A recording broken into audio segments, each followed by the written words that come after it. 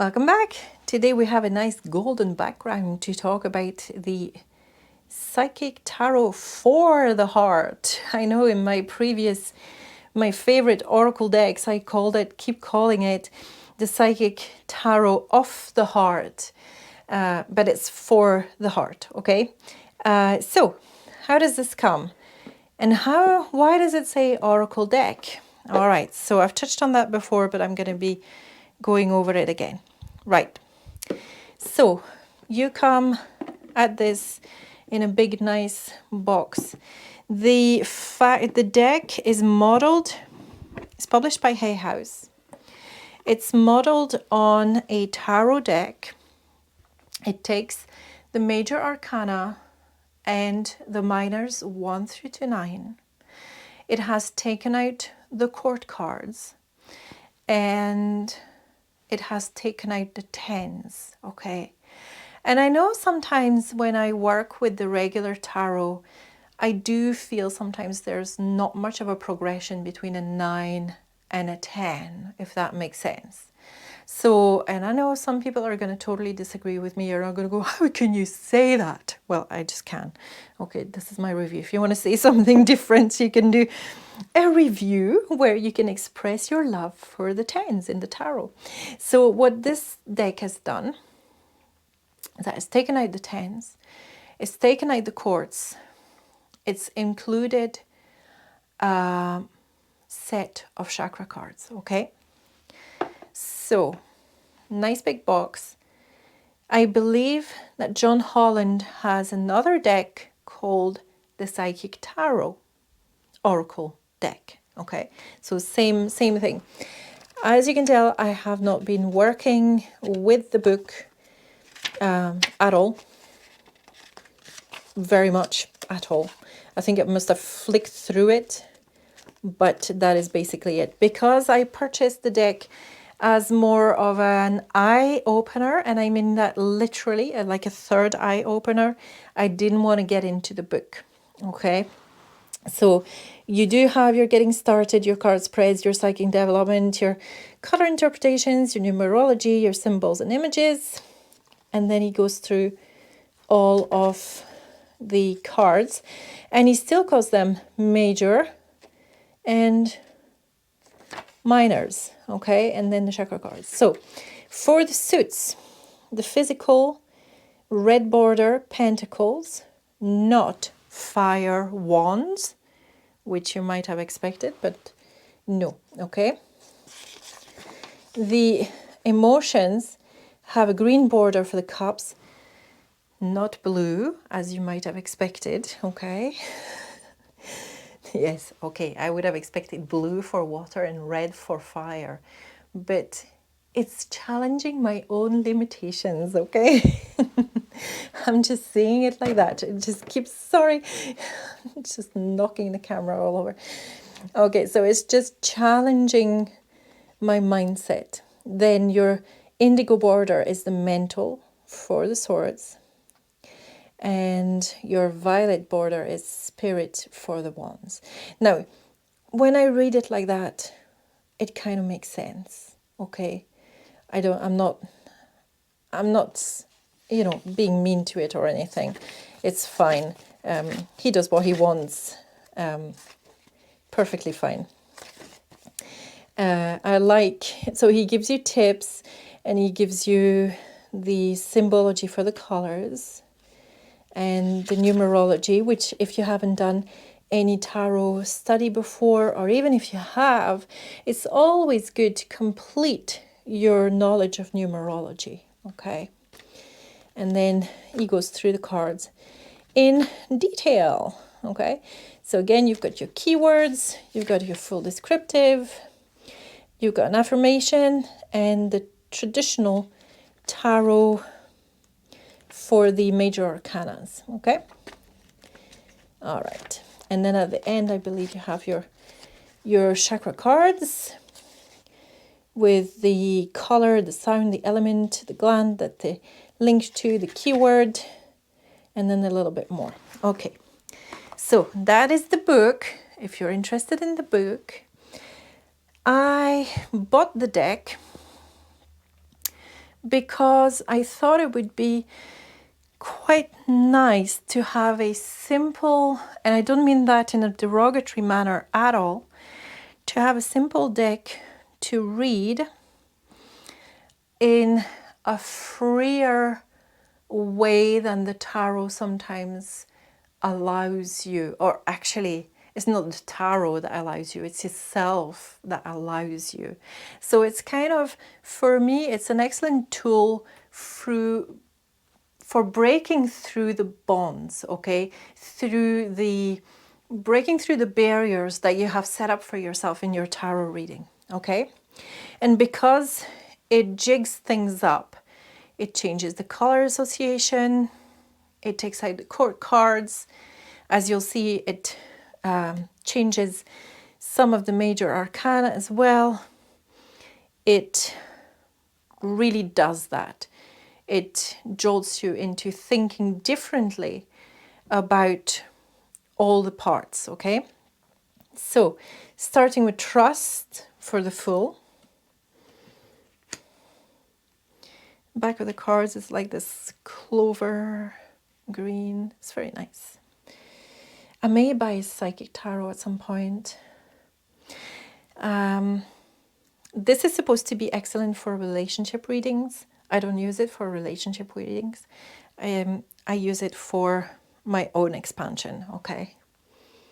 And I certainly, unless I was requested to use it in a reading, I wouldn't use it for other people's readings. I do use it with my daughter.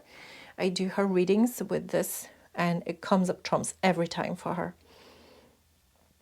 Look at that. I mean, okay, it's got a Hierophant feel about it. I know it's a High Priestess, but okay. Clearly an Empress. I'm just going to get on with it now so that the video is not half an hour.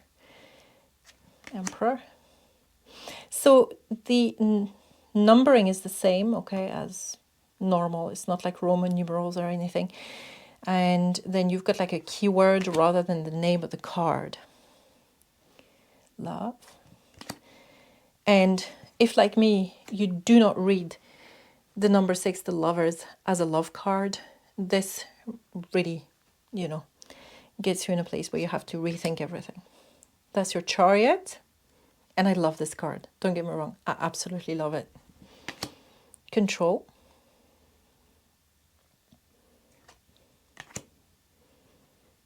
Seek. That's your Wheel of Fortune. But straight away, I find that I'm always like not thinking tarot. So I'm glad in a way that he's called it an oracle deck. Because when I look at these, like this is the Hangman. Okay, and it's got a similar thematic to the Hangman. And it's got people looking up from above, looking down from above. But I don't see the Hangman. I see something that's different, especially with that rainbow there. I relate to the card in a very different way. Release. Balance. That's your Alchemy. Master. Rebuild. That's your Tower card. Okay, so you have some remnants of the Tower, but you are rebuilding. And that's the very interesting part of it. And you've also got clearly some angelic energy going on as well. Heal. Confront. So for me, the moon is never about confrontation, but okay, I get it. Confront the darkness. It's fine. Confront your shadow.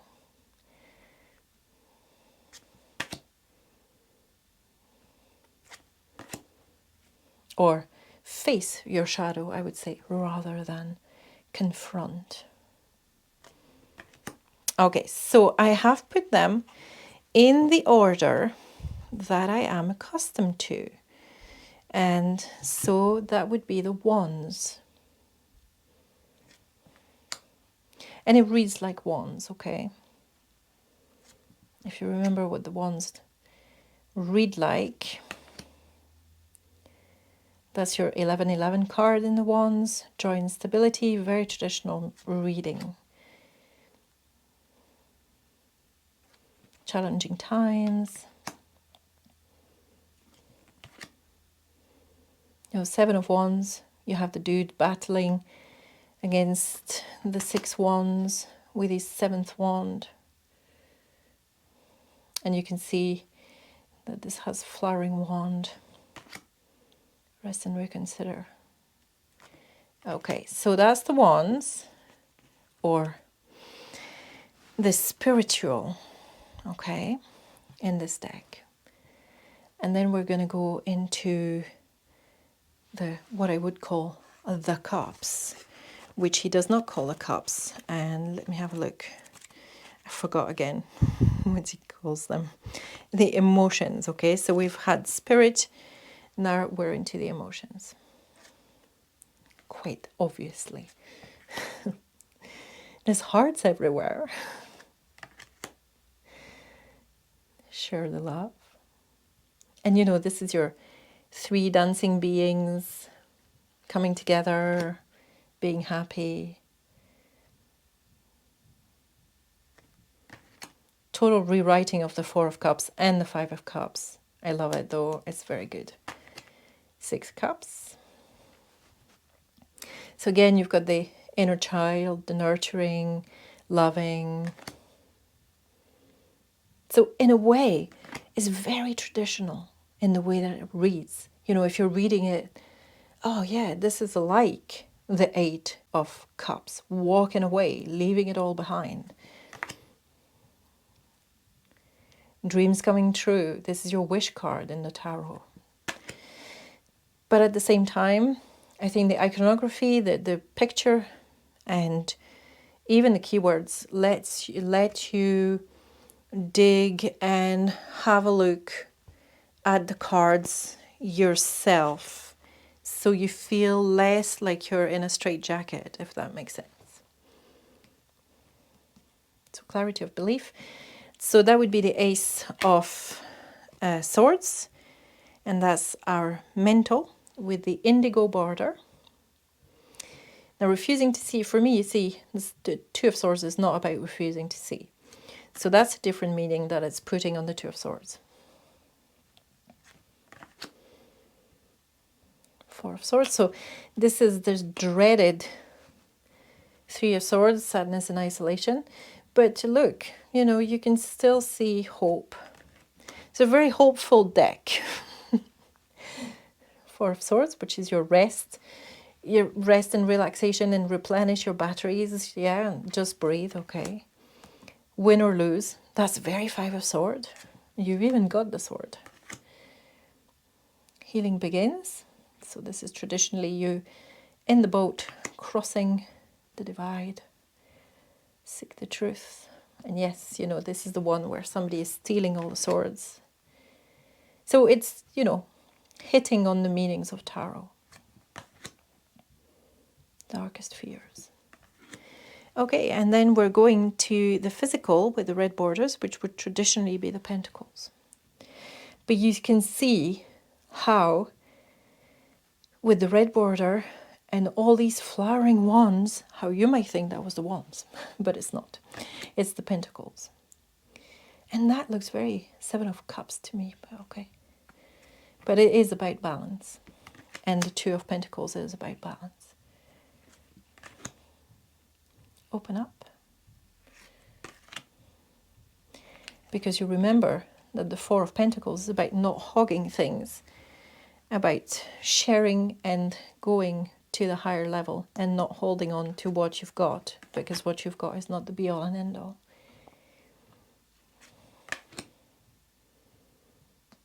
Very nice one.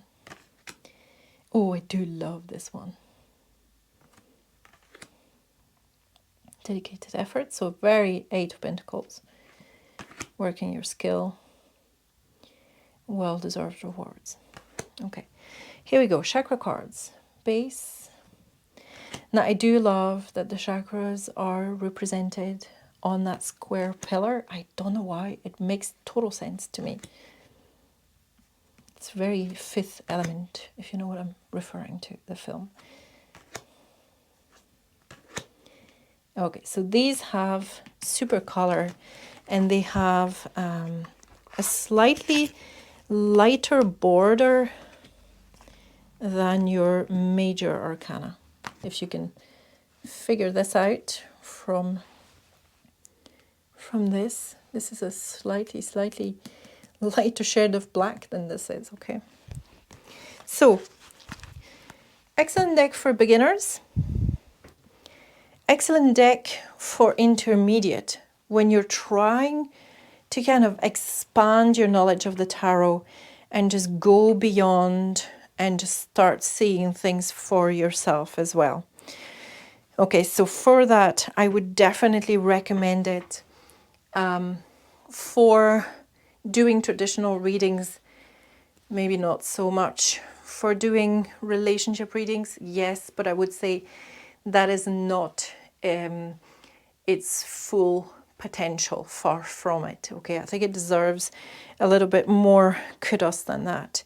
And I think as an everyday oracle / tarot deck, it works very well, especially if you still haven't figured out what I would call the scary cards, like maybe your Three of Swords or something. You know, if you haven't figured out your scary cards yet, this would be a good place to be reading, a good deck to be reading with, because it does kind of tone it down.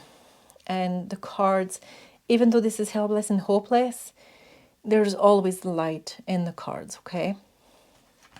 Now, as always, remember that the cards don't own you. They do not own your destiny. They are just reading currents that are happening right now, okay? But they're not defining your fate, if that makes sense. And I hope it does. Okay, maybe you own this deck. Maybe you love this deck. Maybe you hate this deck. How do you feel about it? Let us know in the comments. And like and subscribe. Yay, because we love you. We love you to subscribe. It's awesome. Thank you.